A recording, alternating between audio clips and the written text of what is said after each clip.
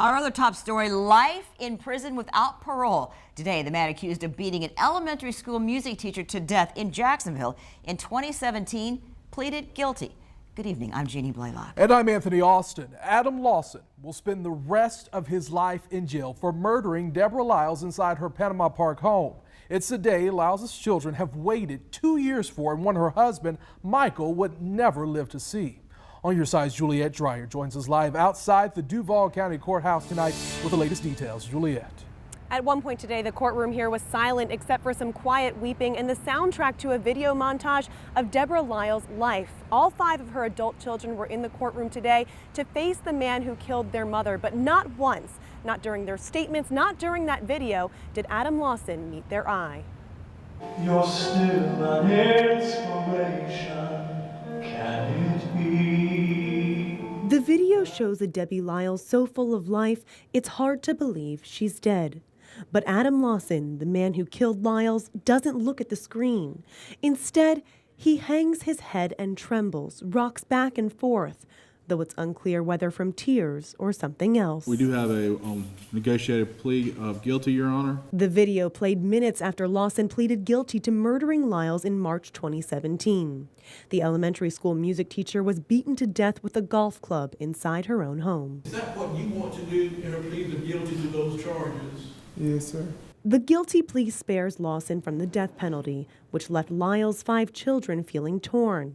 They feel the crime warrants death, but in the end, they made a choice to spare their own families years of court dates and appeals. Do we want to keep pushing for justice for mom and dad, or do we need to say, get them behind bars and love your kids and raise your kids, who also loved our parents? You notice Liles' daughter, Dana Standridge, says parents. Debbie's husband, Mike, passed away in October, 1 month to the day after a planned meeting between Mike Liles and Lawson. Gerald Liles says Lawson backed out, and he believes that sealed his father's fate. We will continue to give him opportunities to tell us the whole truth. While Liles' children say there's no such thing as closure, the plea will allow them to move forward, to remember their mother for who she was and not how her life was stolen. We love you so much, and thank you so much for loving us so well.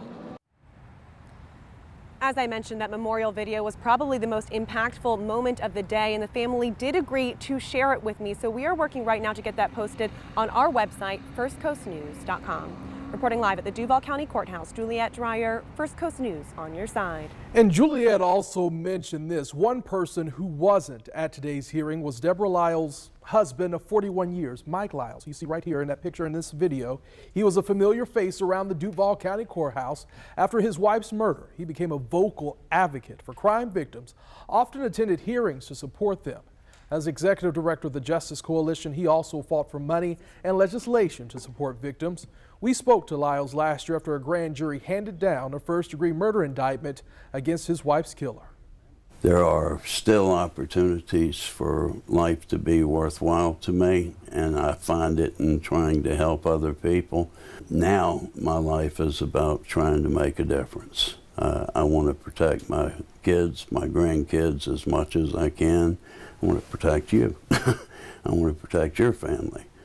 I don't want anybody having to reach for someone you love and them not be there anymore. That's a horrible feeling, and I miss her more than you can imagine. So when Mike Liles died last October, his personal doctor said he died of a broken heart. And when his untimely death happened, it wasn't just sad for those who knew him.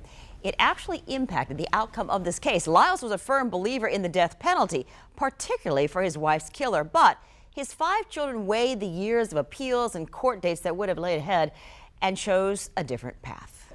It became clear that the children are just tired and they're just ready for some measure of closure to the criminal aspect of the case. I don't believe that they'll ever have closure. Prosecutor Pam Hazel speaking today after court. She says in the end, all 5 children agree to support a plea deal.